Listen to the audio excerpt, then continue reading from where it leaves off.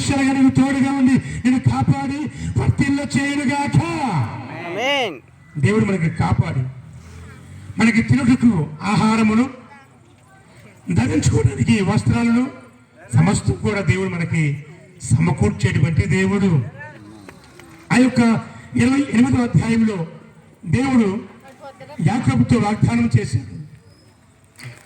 కొన్ని సంవత్సరాలు గడిచిన తర్వాత, ఇంచుమించుగా 21 సంవత్సరం గడిచిన తర్వాత తిరిగి స్వదేశానికి దేవుడు మరలా తీసుకుని వచ్చాడు. చూడండి అమ్మ, చూడండి 33వ అధ్యాయం 18వ వాక్యం.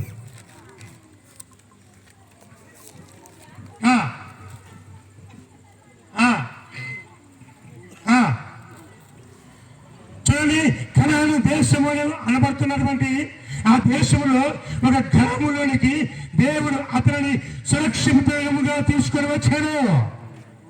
ఎలా తీసుకొచ్చాడండి? ఎలా తీసుకొని వెళ్ళాడు?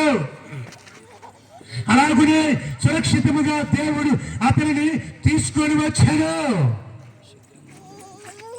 మనం ఎందుకు దేవుణ్ణి స్తుతించాలి, ఎందుకు దేవుణ్ణి ఆరాధించాలి అంటే, ఎందుకు మనం దేవుణ్ణి పాడాలి, ఎందుకు దేవుని మనం మహింపరచాలి అంటే, దేవుడు మనకు తోడై ఉండి నీ వెళ్ళే ప్రతి చోటు కూడా ఆయనకు కాపాడుతూ సురక్షితముగా ఆయన మనలను తీసుకొని వస్తున్నాడు గనుకనే.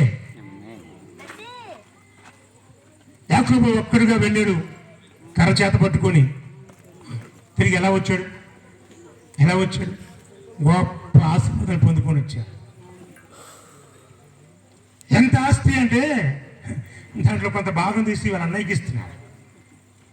చంపేస్తాడేమో అని భయం. మన భాషలో లంచమని చెప్పాలి.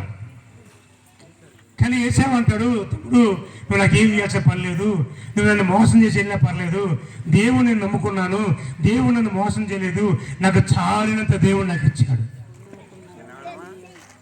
చాలినంత దేవుడు ఇచ్చాడు. ఈ రాత్రి నేను చెప్పొచ్చే మాట ఏమిటంటే, దేవుడు మనకు తోడుగా ఉండి ప్రతి స్థలంలో మనల్ని కాపాడుతూ మనకు చాలినంతగా సమృద్ధికరమైన మార్గాలలో ఆయన మనం నడిపించేటువంటి శక్తి కలిగిన దేవుడు. ఏది కుదువు లేకుండా ఈ మీటింగ్ పెట్టడానికి చాలా టైం పట్టింది. వీళ్ళకిసారి చాలా టైం పట్టింది. కానీ దేవుడు చూసారా ఎంత ఘనముగా. ప్రతి సంవత్సరం పెడతారు ఇక్కడ, కానీ ఎంత వైభవంగా ఎప్పుడు జరగలేదు. ప్రసాద్ పెళ్ళికో జయరాజ్ పెళ్ళికో వచ్చినట్టున్నారు ఎంతమంది. ఆలస్యమైనా కూడా దేవుడు అద్భుతం చేసి వారికి దేవుడు సామర్థ్యత కలుగు చేసి తిరుడకు విషయంలో, ధరించుకునే విషయంలో, ఉండే విషయంలో దేవుడు కొదువు లేకుండా సర్వ సమృద్ధి దయచేసి మనందరూ కూడా తలా ఒక ముద్ద పెట్టడానికి దేవుడు వారికి సామర్థ్యత కలుగు చేశాను. ఇది సంఘం ద్వారా ఏర్పాటు చేసిన కూటం కాదు. కుటుంబస్తులు, సేవకుల కుటుంబం వారు ఏర్పాటు చేసినటువంటి కోడికి ఇది.